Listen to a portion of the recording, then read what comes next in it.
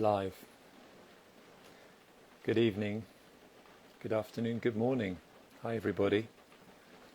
It is Thursday, February the 4th in the year 2021.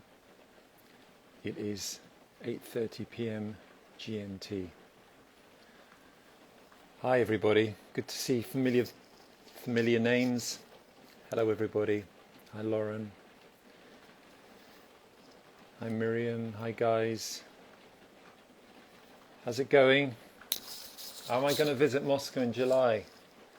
I don't think that's, I don't know. We're going to talk about that. I'll talk about that later. Hi from Puerto Rico. Not later, maybe next week. It's not looking good though. Let's face it. Hi Raoul. Hello everybody. Hey Frederick. How are you doing on this day? I'm in London. It's not very cold, it's pretty cold, but it's very wet and it's raining heavily. And it's one of those days. But I'm going to be talking to my friend Gerad in a sec. Gerad is a master 5 elements acupuncturist. He's one of the most powerful practitioners I've ever, how would you say, worked with? Not worked with, but who's that I've come across. And also very wise and lovely man. So I'm going to just give it a couple of minutes, wait till you all come in. Hello from Colombia. God, I would love to be in Colombia now. Oh my God, in like Cartagena, or Santa Marta, or Bogota, I think. Hello Clarissa from Los Angeles. I'd also like to be in Los Angeles. Mexico, hi from Mexico. Peru, oh my God. One of my favorite, Argentina. I'm quite good today. Good, Casper. How are you, Ed? Well, maybe we'll get on to that. There's a lot of Mexico. I love it. I think I was the first on. What's up, Ed? Hi from LA. Always nice to hear from people in LA. Are you guys close to finishing up the new Radiohead album? No. Have we even started the new Radiohead album? No. Making music in El Paso. We played in El Paso in 1995, border town. Loved it. Loved the vibe. Juarez on the other side. Big fan of Cormac. I was reading Cormac McCarthy at the time, the Border trilogy, All the Pretty Horses. And so, of course, El Paso, being there, fed my imagination. Hi from Tel Aviv. Hi, Uzi. How's the weather? It's shit here. Hi from Philly. You guys in the East Coast, up in the Northeast America, you've got some snow, haven't you? Have I ever been to Venezuela? No, I've never been to Venezuela. I'd love to. Hi, Sandra. I would love to. Hi, Leon. Leon, I hope you're feeling good. I hope you took it easy after you're eating easy, being kind to yourself after the 5-day water fast.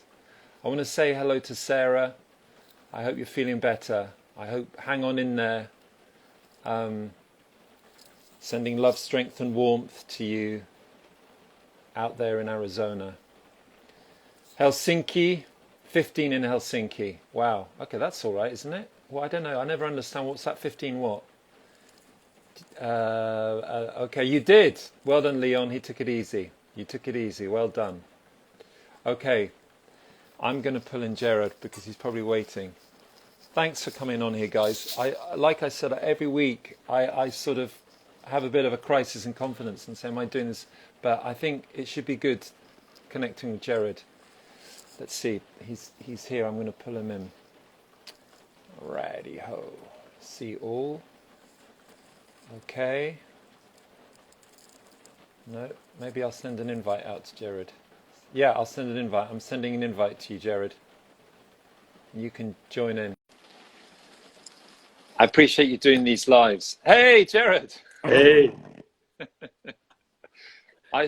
Wow. How are you? This is my first time doing this. I have to get the lighting right and everything. Yeah, don't worry. I'm very rough. I think part of the joy is that being rough around the edges compared to usual broadcasting. Well, I'm actually in my best outfit because I've just been teaching, and I asked my friend, should I change out of my t-shirt? And he said, yeah, I think so. So you've got me in my best that you're going to get from south of France. How's Thursday treating you? Well, today is very good because I managed to get someone to give me tramadol. What's tramadol? It's a very good painkiller because, as you know, Ah. I've not been well recently, and I tried to get some just to kind of take away some of the agony, and I finally got some, and it's made the most enormous difference. So Wow. I'm a big fan of painkillers when they're necessary. Yeah. So to answer your question, great. Great. I feel really great today. Did you are you okay talking about what you're suffering from at the moment? Yeah, totally. Yeah, absolutely. Because I know I've heard a bit from Susan, because you've been really suffering. What's been going on? Well, I am blessed with great health most of the time, and I'm full of energy, and I work long hours, and I socialize, and I know I'm really lucky that I can just keep going no matter what. But it's really interesting that every 10 years, at exactly the same time, I have this crash. Wow. And I hadn't realized it's every 10 years till this time. And it was literally when I was 29, 39, 49, and now 59. And it's always like this perfect storm. And it's always the same combination. I've literally just worked this out, that I'm overworking, totally exhausted. It's winter about to start, and I get some kind of infection. Yeah. And just to be current, I got COVID. Oh wow, you do have COVID. Yeah, well, I'm over that now, but Yeah. it was just weird. It's like I was basically, because I'm commuting from France to London all the time. Yeah. And I was having to go via Barcelona, via Paris, because the flights weren't working. And I was absolutely exhausted, even though I was enjoying what I was doing. And it was winter coming. Yeah. And then I got COVID. And so basically, what I get is this thing called reactive arthritis, which is where just suddenly the immune system can't cope. And it assumes that I am my own worst enemy. And it just starts attacking every joint in my body. Yeah. So it's just like the worst toothache everywhere. Oh God. And it is like, I'm not going for a pity party here, but it is like torture. Oh my God. It's constant. And from experience, having had it 3 times before, there's nothing stops it other than these painkillers, funnily enough. Wow. But it basically has to run its course, and at about 4 or 5 months in, it just suddenly overnight turns up like that. I remember 10 years ago when you went through it, because and I remember that you had the big clinic and everything, and remember seeing you beforehand and obviously seeing you after. And what struck me was talking to you about it was that also, not only was there the extreme pain that you go through, but there's a huge kind of almost emotional, and not almost, there is an emotional and a sort of a spiritual component, a massive component to it, right? Oh, hugely, yeah. And I feel almost embarrassed because, if these kind of karmic cycles go round, and when I realize this is exactly 10 years and it's the same old story, it's like, am I really not going to learn the lesson? Or is it that I get this opportunity every 10 years to have another look at something more interesting? Yeah. And I remember, 10 years ago, it's when I went to Glastonbury for the first time. And I remember you inviting me when I was feeling really ill. And I remember the message that I had 10 years ago was, okay, if I get through this, I'm going to say yes to everything. Yeah. I remember that. Yeah, and prior to that, the thought of going to Glastonbury to me was like horrific. I couldn't imagine it, all that mud, and I felt totally intimidated. So it was a great time of introspection and questioning, and the exact same thing is happening now. I think it's really interesting as well, and I think that and I'm not just blowing smoke up your ass, but when I think, like I texted you yesterday morning, didn't I? And I said, I woke up thinking of you, and one of the things I always think about you, Gerad, is you are one of the most powerful people that I know, and as a practitioner, and maybe I'll ask you a bit about this in a sec, but as a 5, you're an incredible health practitioner, and I come from a family of, basically, they go back generations. They were healers, osteopaths, doctors, whatever.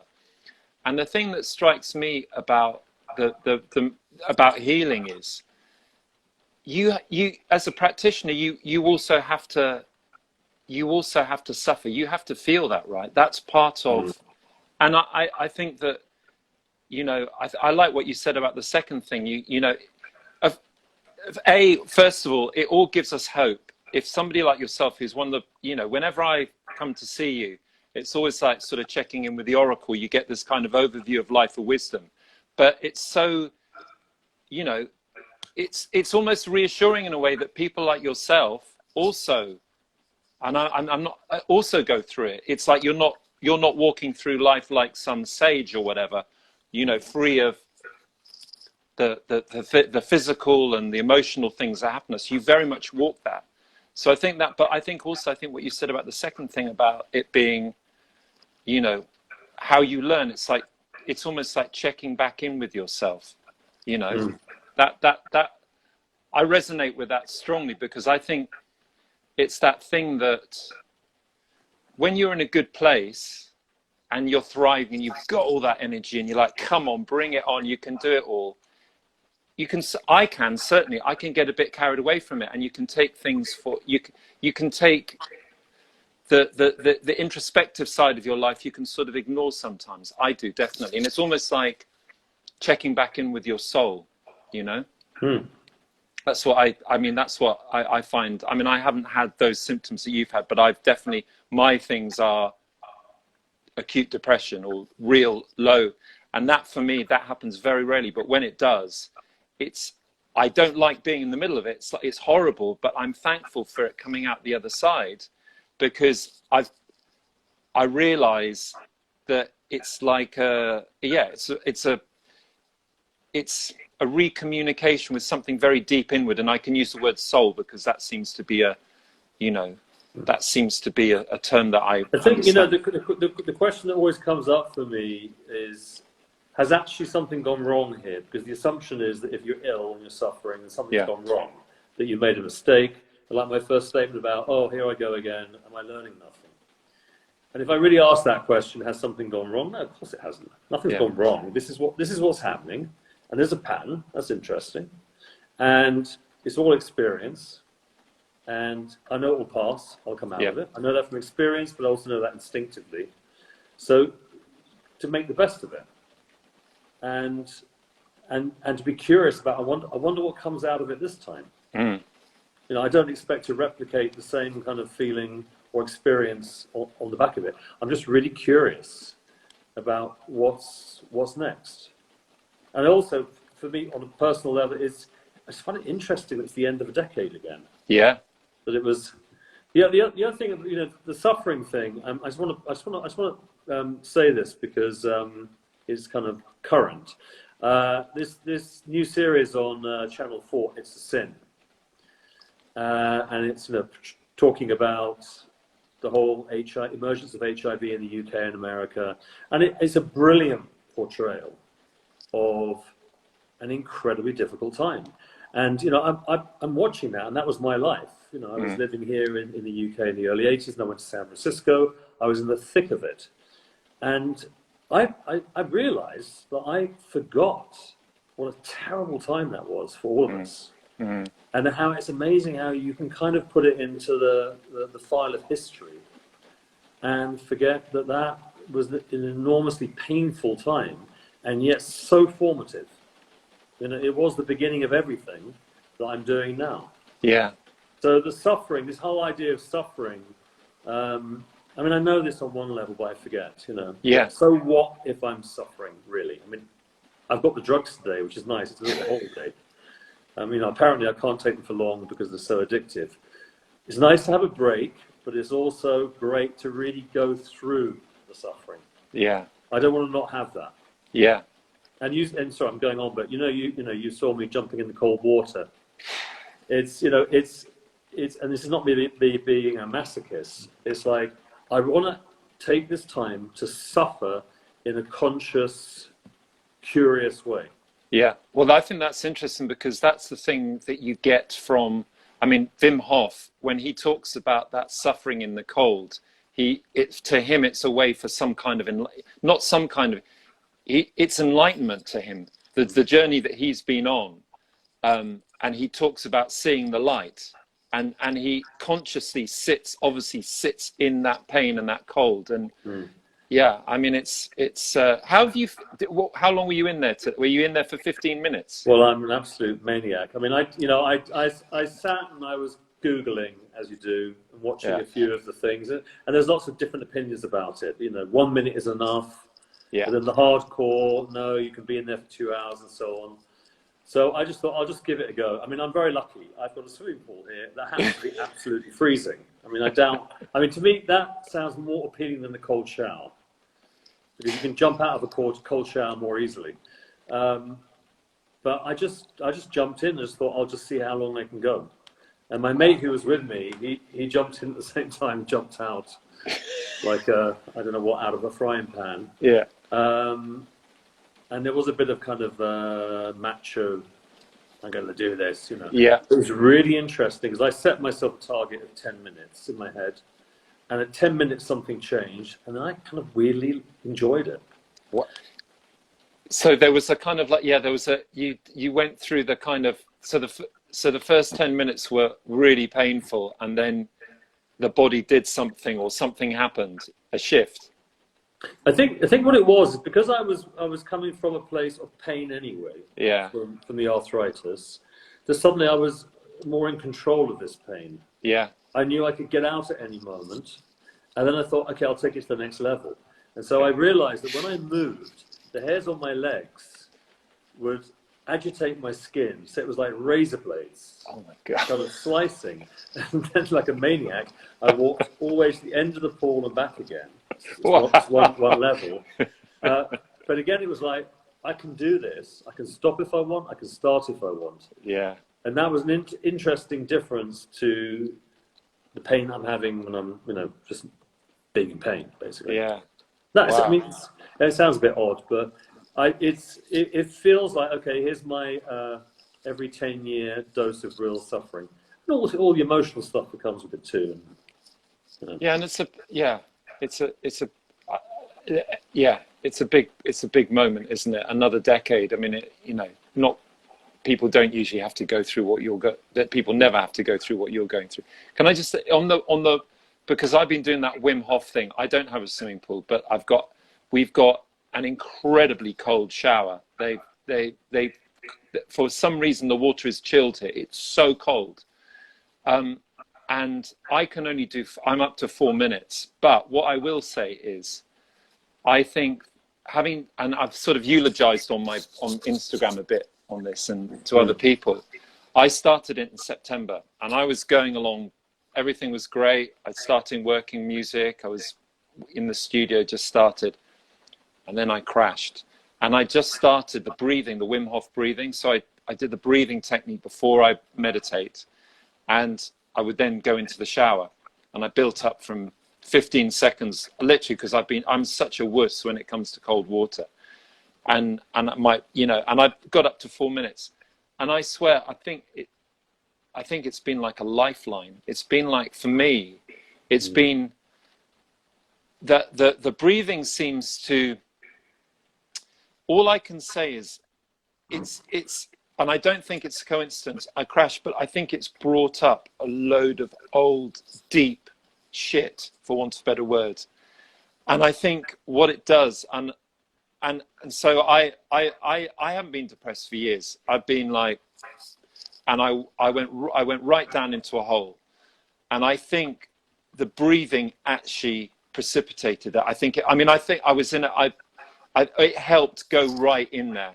I think it went to another level, and it brought up all this stuff. And it was almost like it had to bring it up. And it's interesting because physically, I've changed in the last 3 months. Like my lungs are more open.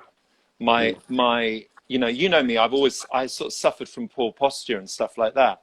My posture's like the best it's ever been, and I'm really open. And I think literally, it to me, in my kind of amateur health sleuth hat on, what it's felt like is it's brought up all this old shit from my childhood that I never processed, and it's finally brought it up to process, to deal with it, and put it to the side.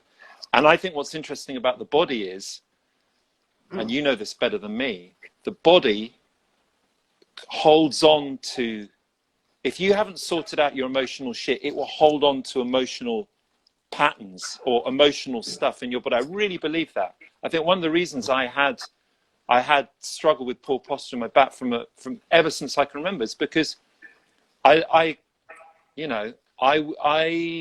had a very stressful childhood. It was very, very stressful. It felt very stressful. I've only just really sort of acknowledged that. And I think once I processed that and dealt with it, it's just like the body goes, now you can relax, and opens up. And I think the breathing really, really, really, it wasn't the sole reason. It's the perfect storm. There was other things. I think moving house, which I found really stressful. We had to move house because we had this mold problem, really acute mold problem. And all this stuff, and I just sort of became overwhelmed. But the breathing was just like, okay, we're going in there fully. And I really feel like I'm coming out of it now, but I really feel like it was like this catalyst to go in further. And what the cold shower was so good at doing was, it was like a jolt to my system. It was waking me up. And particularly, he talks a lot about, I don't know about the vagus nerve and that nerve that runs from your brain to your gut. But that was like, so yeah, I think I don't know how you found it, but you're day 4, aren't you? Because you started on Monday. Be interesting. Because I'm a 5-element acupuncturist, I always try and understand it through that theory. And what I found really interesting personally is that I've always had this wonderful line from the classics that says, bake your bones in the summer, freeze them in the winter. Now, I love baking my bones in the summer. I kind of went for that one. Yeah. So I, put myself out there by the pool, and I literally lay there and wait for my bones to bake. And then I kind of shied away. I didn't really even question, freeze your bones in the winter, because it sounded terrible. Yeah. And when I jumped in the water for the first time a few days ago, and I felt the cold go through to the bones, I kind of got what it is, the intensity of the cold. And from a kind of Chinese perspective, and this obviously is just from my understanding, is that concept of yin and yang. Yeah. That I think in Western terms, we're much drawn to the warm, nice, fun, happy, that's our tendency. And of course, that's just half the story. And what this is doing is saying, okay, it's winter, it's dark, it's cold, and you're going to get in freezing cold water, and you're going to freeze your bones. Yeah. And then what was interesting, because this is all going through my head at the same time, is that I started the breathing spontaneously. And another part of Chinese philosophy is this concept of kidney qi grasping lung qi. And it's the idea that when the kidneys, which are associated with the water and the cold and the yin, when they really come into force, their reflex is to reach up and pull air down. That's what it feels like, isn't it? When you get into cold water, that's exactly, because it doesn't come from your chest. It comes from like, I always find it's the lower part of your back. It's like, wow. Yeah. And it is a slightly panicky in that. It is. Yeah, amazing. It was just really interesting experiencing it, having that theoretical knowledge. Yeah. And it kind of, the theory coming in as I was experiencing it and putting the pieces together. And that's what made me think there's really something in this, because, and I think culturally, I know Wim Hof talks about this, I've heard him say it once, that there's a kind of denial of that animal part of us that needs to feel the yin, feel the cold, go through the winter, and remember that most of our ancestors really felt that because they didn't have shelter, they didn't have adequate clothing. So it's part of our inheritance. Yeah. And we've all been babied. I mean, I live in, I've got underfloor heating in this house. It's ridiculous. But it also goes in with a thing that I always love. Whenever I came and see, and I will come and see again. I'm just on another health modality at the moment. But what you always said was like, it's that thing about, it's okay to not be okay. You always used to say that. You was like, why as a society are we obsessed with being happy all the time? It's not possible. And I guess that's the yang part, isn't it? Yeah. And it's okay to be in the yin part. And I totally, that for me is totally, I don't mind, you know, I mean, you don't like it when you're in the middle of it. When you're in the middle of depression, I don't mind going through it if I know that that's just part of the cycle of life and that's okay. The scary bit is when you think it's Groundhog Day and you feel like you're stuck in it all your life, or you've been in it for too long. But it is that thing of being fully in that other part. It's all right, but we have a society, unfortunately, that, you know, if you're feeling down, you should be worried about that. You should take this pill, you know, or you know, I hadn't thought about it, but there's a similarity with the cold water and everything, just being in there, being cold, being. But also, I think the important thing is, you know, it's if you're going to choose to jump into suffering, because that often is a choice, like the pool example, then like anything, if you're going to do that, you want to make sure you're going to be safe. So you go with that analogy, you want the rubber ring to be there in case you need it. And for me, the rubber ring is the old saying, "This too shall pass." Yeah. That it's not a constant state. That you can visit it because it's going to pass. But that's not how we think a lot of the time. We think that if we jump into suffering or misery, we're going to get stuck there. So you must see, okay, it's interesting because someone's just come up with a comment and just said, but what if you can't get out? What if you're stuck in this place the whole time? And you must see patients who, if somebody's stuck in that place seemingly that seemed forever, if they can get out of it, can't they? But they need how would, well, the it's a reason big question. we get stuck in it is because we give it more importance than it has. Right. Because everything is transitory, it really has very little meaning in the bigger picture. So whether you feel happy, sad, angry, these are all emotions or feelings that are just naturally in transit. But when we attach to them in any way, whether we reject them or cling to them, that's what keeps us trapped. So what we do is, what I do, and what I've seen with my patients over the years, is the mind tries to make sense of them. And what we do is we trap ourselves with them. We build a story around them. And that's part of free will, is that we can then suddenly invest in that experience and we actually trap ourselves. And so it's becomes very, our story. very hard because we're used to doing that with our mind. Right. So that's what, when you, I mean, like, for instance, when I was a kid, for instance, you know, my story was that I had a bad back and I had, you know, and that was what was defined me. So it's things like that becomes your story and you identify with it. And well, it's the labeling. I mean, the mind is designed to label everything. Yeah. And when we label things, we then tend to think that that's permanent and real, and that's it. And so over our lifetime, we're building up a story of what we believe is the truth. Yeah. And it's all nonsense, every bit of it. I mean, none of it's true. Yeah. But that's the hardest thing. The hardest thing is to give up, you know, your own thinking. Because in many ways, it serves us. You know, some people have become incredibly successful and rich on the back of a faulty mind. You know, but it's you know, the mind is there to serve us. It's a labeling system that is useful in some ways, but it's not real. No, it's interesting, and I think it's a very, unless you sort of, I mean, I don't know how you found out that this there might be people out there who think, well, you know, what they talking about, what's the mind? And I think until you've experienced, I mean, for me, the reason I found that out, the distinction of the mind and the rest of, or what playing it, is through meditation. It's about being still. But a lot of people don't realize, they think their mind is them, right? That's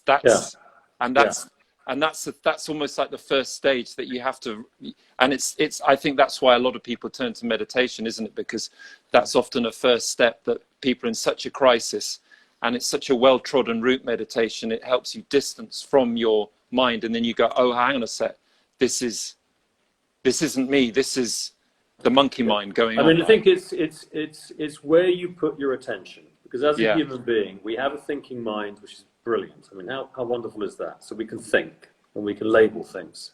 That's one part of us. And then there's the sensory being who exists and is just simply responding to stimuli internally and externally. But these two things operate in very different ways, and ideally they work together as a team.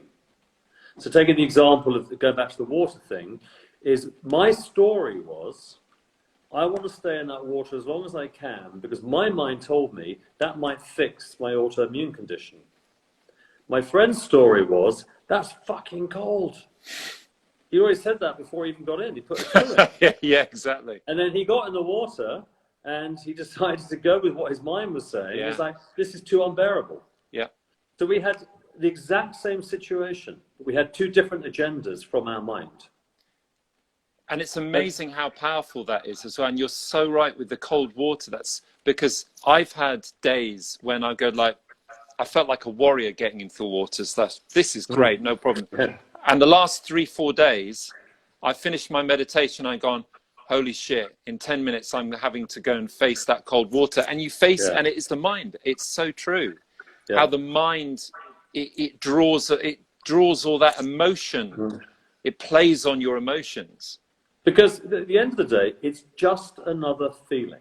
If you take away the judgment or the labeling that goes in good and bad, it's just a feeling, that's all it is. So, you know, if you've already labeled cold water as bad, of course it's terrible. I mean, just change the label. I know.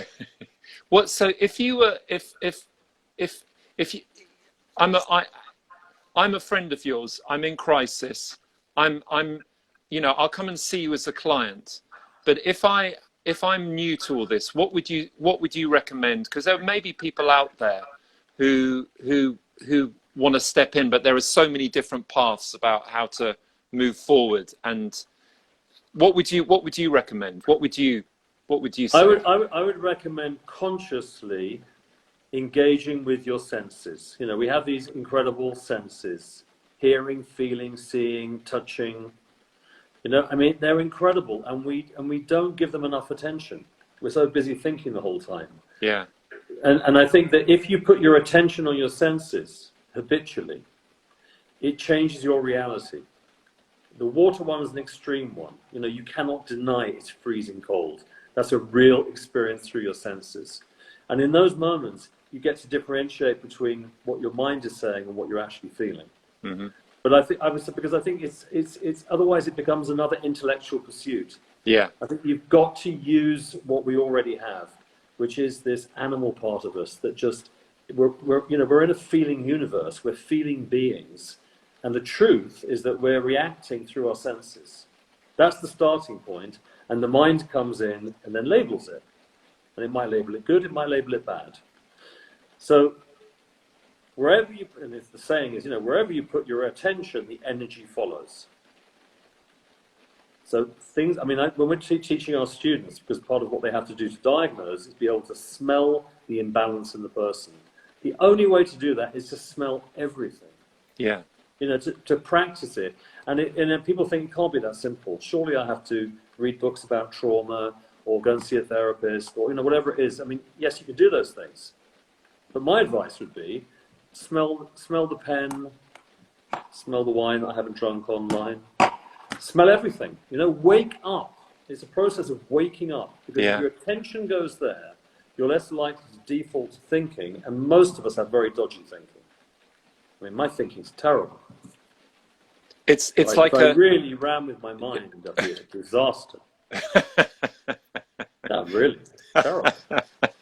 Well, it's a bit like, it's not mindfulness, because mindfulness is the mind, but it's sensoriness. It's kind of what you're advocating is like being aware, putting your attention in all the things that you touch, feel, smell, taste.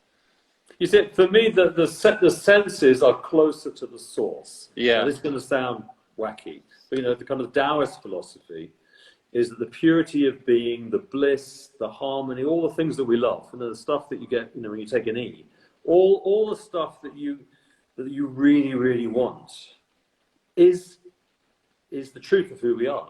But we're distracted from it. We're not in the habit of going to that place. So my understanding is, and my experience is that place is permanent. That is a constant. But we are so distracted. And I think, you know, it's not that you have to get rid of the distractions, but put the same amount of attention into yourself. And when you work with your senses, you're one step closer to yourself. I mean, there is kind of an evolution of purity of being, which doesn't engage as such, and then you come in as a sensory being, and then you come in as a thinking being.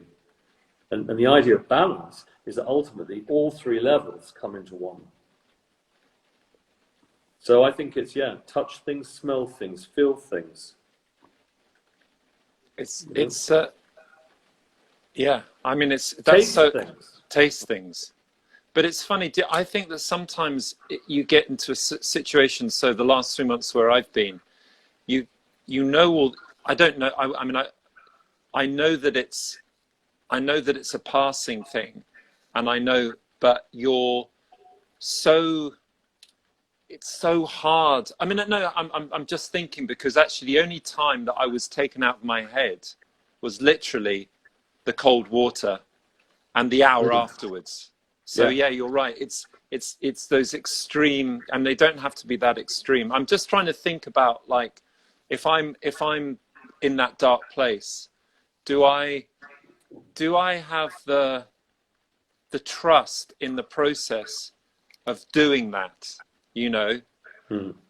or am I don't know. Sometimes I think, what am I trying to say? Sometimes I'm just trying to think of how I was. I wasn't very present at all. It was very difficult to be present. So presence, that infers, what you're talking about infers being present in that. Yeah, because when you're thinking, you've left the present moment. Yeah.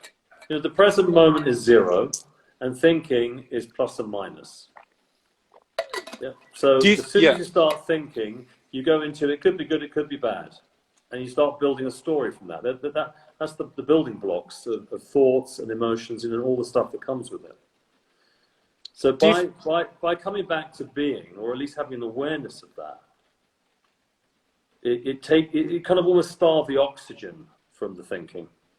But do you think sometimes, because I know exactly what you're saying, but for me, what I feel like I've been to, I had to go to that place, that dark place, and I had to go back to that. It was a very specific event when I was a child, and that moment was an example of my childhood, and I hadn't thought about it for years, but I had to almost I had to go into my mind, I had to process it on my emotional body. Do you think sometimes that you have to sit with that thing? You have to sit with, you've had a trauma, and maybe you haven't processed it right. You haven't processed it. I mean, I didn't process it because there was no, and for me, it felt like it was coming back, and I had to sit with it. Yeah, I had to be with it. Yeah, I mean, I would say what you're doing is you're having an opportunity to tidy up. Yes, exactly. Because you have a story around the event. And that's not to say the event didn't happen, not to say it wasn't traumatic and all those things. But then what we do is we file it away. The mind interprets what happened, and it makes certain judgments and labels, and then it packages it away. That is the function of memory. It's there for our survival. It's so that if we find ourselves in a similar situation, we can use it as a reference point. It's also one of the building blocks of wisdom through experience. Yeah. But we want to make sure that our wisdom is clean. We want to make sure that the truth of the story is there. And sometimes we have misinterpreted things because we're a kid. We don't understand. So we've drawn conclusions that come too early. And they're sitting with us. So absolutely, any opportunity to go back and look at it again from here, you have that objective perspective, and you can rewrite the story and put it back in the filing drawer. Yeah. And that sits more comfortably, and it's part of your history, and it feels clean, and it is actually useful, rather than being some dark, shadowy place within you. It's interesting because it's for me. I like that analogy of tidying up. I kind of 4 or 5 years ago, I came to that amazing place where I was just like, I am thankful, and I wouldn't change any part of my story. And I genuinely, you feel that. I genuinely felt that, and I'm so thankful because of the lessons I've learned. And my journey I wouldn't be where I am, and I wouldn't be the person I am if I hadn't had all of that. And I think. I thought I dealt with it, but I think it was to me, it was like the final clear out. It's kind of like, all right, and I think for me is what's so interesting, how physically it's like, I mean, I'm stronger than I've ever been. And it's like this opening up. So there's the emotional, there's a physical component that, and it's interesting because it feeds into what I'm trying to do musically. And you know, music is like you're saying, it's a very sensory way. It's a very sensory job. It's a very sensory play. And I'm trying to find a place of. Is that Prince? Is that I'm the lovely sorry, Prince? no, it's Axel going mental. Axel. Oh, I haven't seen. He's drinking all the time. He's going and has to pee. How is that beautiful black So lad? sorry about that. He's gorgeous. I It's love so Axel. serious. No, it's great. Ziggy, we have dogs. We love dogs on this. This is. I'm sorry, that was a very important moment. I'm sorry. No, it's great, Gerad. That's important. What was I saying? I was saying about. Yeah, I was. You know, it was like it's like the final. I was saying about the final clear out. Sorry, and You felt, you're saying you felt strong. You felt very strong from that. Yeah, and yeah, I feel like. Oh yeah, no, I was talking about music. So I've been not struggling, but I've been trying to find some music. I've been trying to find a new sound, if you like, because I can pick up an instrument and I can play in a certain way, and that's great. But I'm kind of bored of that, and I'm not bored of it, but my heart is not saying.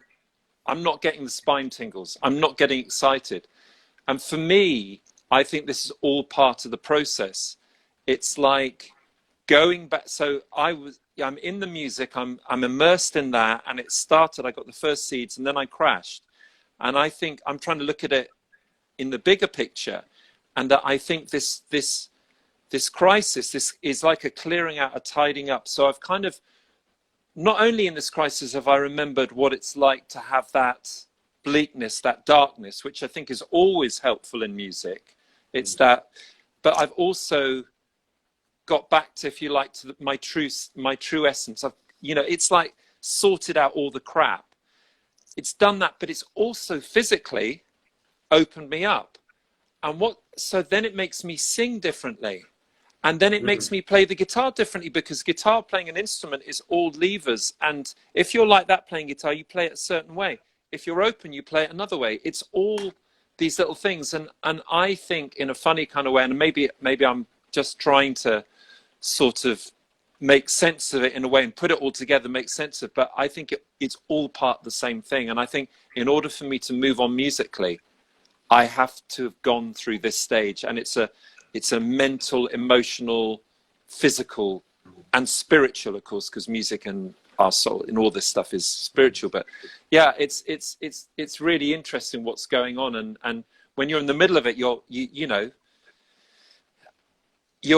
I'm hoping the same thing as when you dive in, you jump in that water and you hope that it's going to cure your arthritis.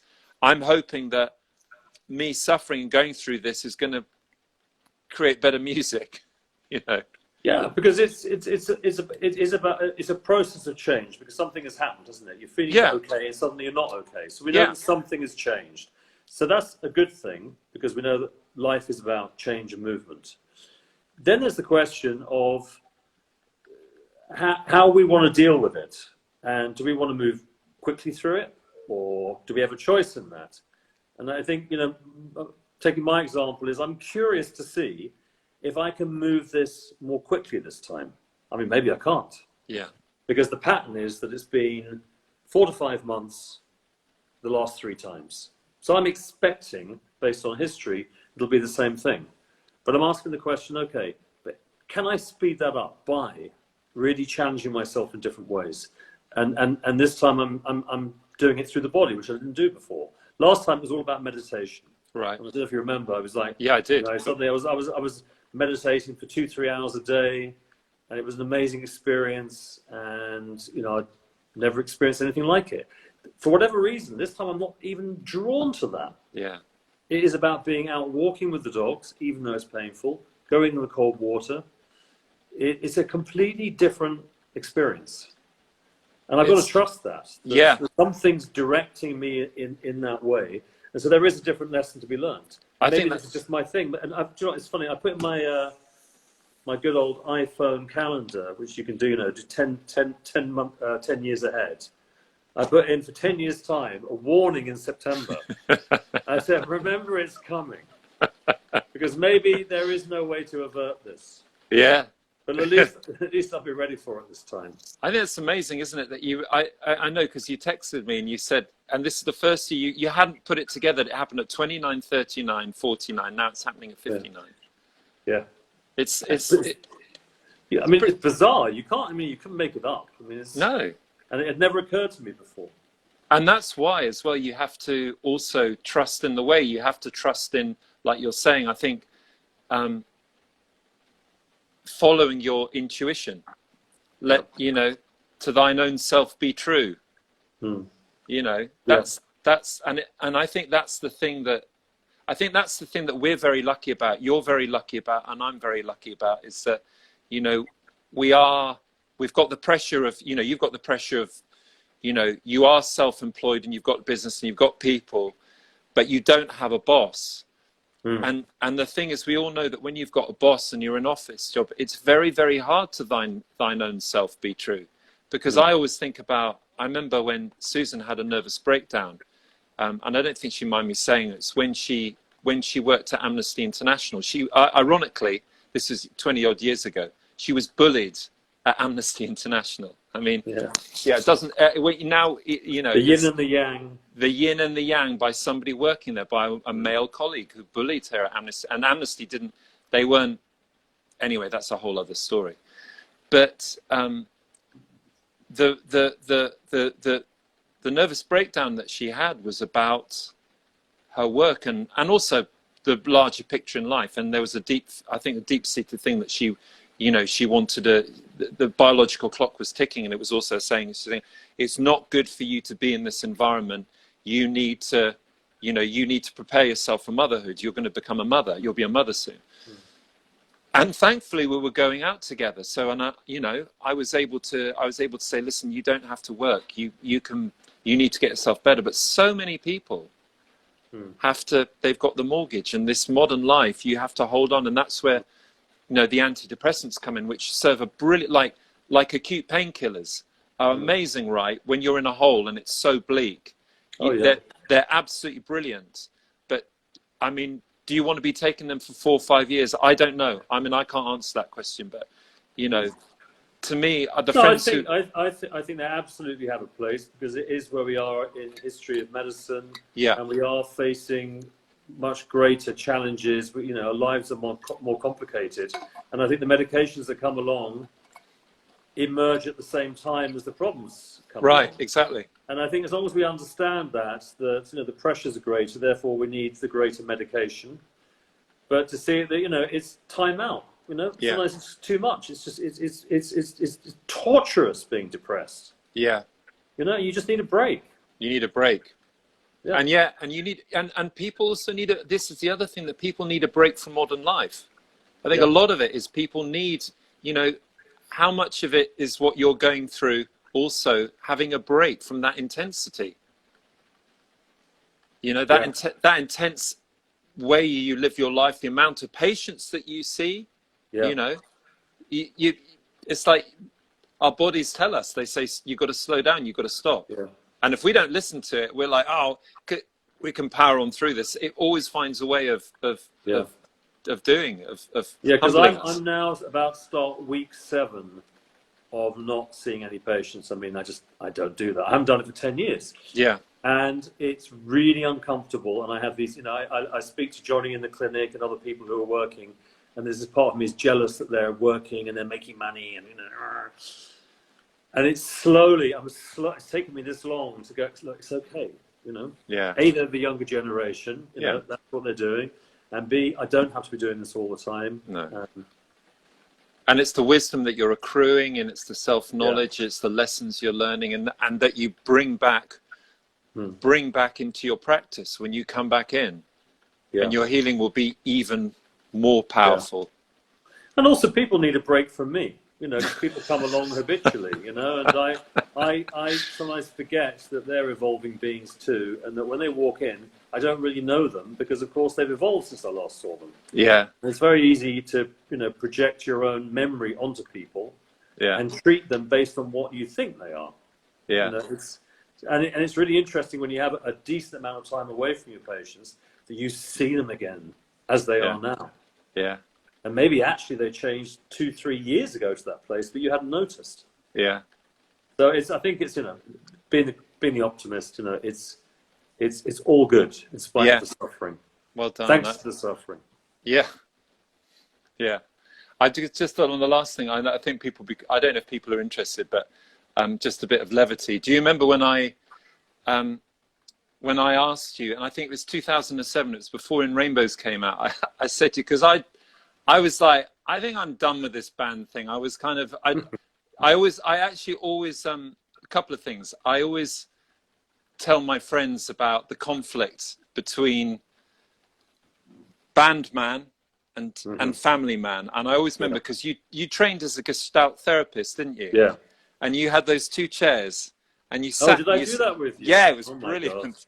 It was so good, though. And to explain to others, so I came to see you, and I said, "Listen, I'm really struggling." The kids were like, Una was like 2 years old, Sal was 4. I didn't want to leave them. Making a record is always really hard. It's pretty gnarly, and I just like, I think I'm done with this, and I'm struggling. So you did the whole kind of, okay, you said, in that chair, you be band man, and you have a conversation with family man. And I was just like, oh, well, it kind of sounds a bit nuts. And so you ask a question from band man, and then you move to the chair for the other. But it was genius. It really, really worked. But I don't know if you remember that. I think it was just after that, because I was really struggling, and I was thinking, well, what can I do? And I love 5 elements acupuncture. I mean, I know I haven't seen you for a while, but for me, what I loved about it, I'm so interested in Taoism anyway, but that sense of where traditional Chinese medicine is fantastic in the way that, this is my understanding of it. It's like if you've got a headache here, or your bladder meridian needs a boost, you put the pin there. It's very, very exact. Yeah, it's like a science. But what I loved about 5 elements was that it's the philosophical, the spiritual, the emotional element, which was, and I remember you said it's all about trying to find your destiny, trying to find your real essence. And of course, so I come from a family of osteopaths and everything. And so inside me, I've got some DNA. I like the healing modality. I like helping people. I like that thing. And I said, I don't know if you remember, I said to you, I said, would you be interested, how do you think I could be a good 5 elements acupuncturist? And you were like, yeah, we've got a school, come and join. I think I'd really. We're still running. Yeah, I know you are. Now. Sign up tonight and start. Well, maybe it's the kind of thing as the music thing dies down as well, if it ever does. Yeah. I'm still really interested in it. I'm really, really fascinated by it. Well, I think the great thing about the philosophy, it is a philosophy for life. You could learn the whole theory and philosophy. Right up to the point where you pick up a needle and it is still valid. It's going back to what I was saying earlier about, waking up your senses. Learning about nature is a way of learning about yourself and waking up. And that's really what the training program is. Yeah. And if you can get as far as really understanding yourself and nature, the very last bit is you pick up a needle, you know where to put it. And it's a process. So yes, you can. Yeah, okay, I can. And anybody out there who wants to do it as well, I'm serious. Do you want to? They can do it online. What I'd like to say is that the 5 element tradition is considered to be an oral tradition. It's an ancient tradition, and that the kind of the story of the oral tradition is that it's imparted from a master to a student. So it has this rather lovely, wonderful, romantic feel to it, and it's true. I really felt it when my teachers moved me in a certain direction or emphasized things. And I agree, it is a profound oral tradition. But we are in 2021. And the way that we communicate now is like this. And having been a bit of a snob about technology and saying I would never teach like that, because of COVID, we were kind of forced into it. We had to finish a whole cohort of students. And I suddenly realized that in some ways, it's almost more intimate. In some ways, because you can record it, you can go back and watch it, because there's like an intensity here. It's, you know, look, that's two little boxes here. Yeah. And, you know, we've put the whole thing online, or in the process of doing that. And so we've got a whole bunch of students that I've never met. They are watching films. We filmed the lectures as if they're in the classroom. We've done them very beautifully, so it feels great. And then they can do a Q&A session every week with me where we can, you know, question it. And it really works. Yeah. And it means that anyone in the world can join in. It means you can sign up and buy little bits of it, so you don't have to commit to a whole program. And you know, for me, it's very exciting because, you know, my dream is to put this stuff out to the world, because there are very few people doing it really well. Yeah. So even if you just inspire people, and, you know, like who knows, you might pick it up in 5 years, 10 years. Yeah, time, no, add it as a you know, it can be a sideline event. Totally. And I've always loved the idea, like my you know, our grandparents' generation, they weren't defined by the one thing that they do. My grandfather was an osteopath, but he was also an incredible chorist. He loved singing. He was a great fly fisherman, and he was also a fantastic joiner, made amazing thing out of wood. So, and I agree, the more things that you add to your, I mean, I just have to make sure we get, as a dad, have to get those pesky kids out of the house, them done. And Yeah. we'll have a bit more time. When I started training, people looked at me like, what the hell are you doing here? Because they were all in their 50s. I was in my 20s. Yeah. And it was considered to be a kind of a retirement hobby. You know, and there was a lot of intellectuals who loved the idea of Chinese philosophy, blah, blah, blah. Yeah. And I was this little baby who had this vision of it being a vocation. I thought it was weird.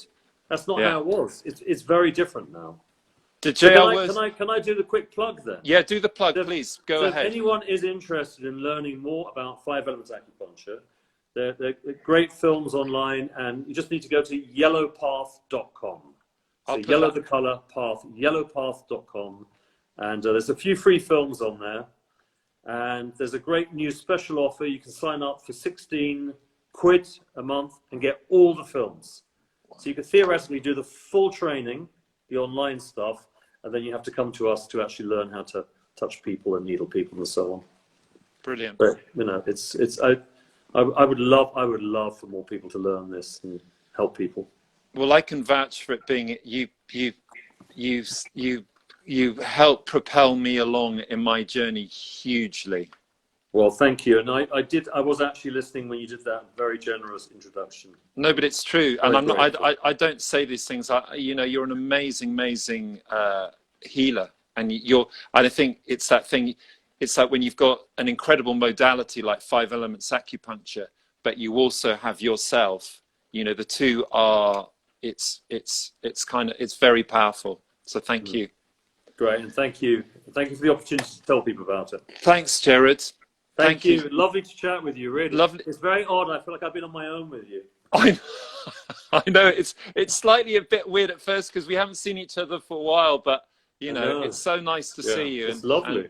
And it'd be nice to see you properly and in some summer heat, or you know. I did come up to the Mouldy house, but you weren't there. I know you did, and you know, it was it was mouldy. You're right. I know it's horrible. I thought maybe those two neurotics are just making stuff up, but no, you were right. We were right, weren't we? Oh my God, it went right through me.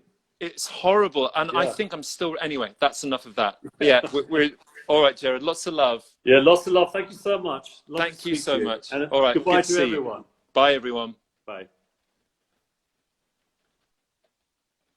That was lovely. I hope everybody enjoyed that. Check out 5 Elements Acupuncture. Honestly, if you're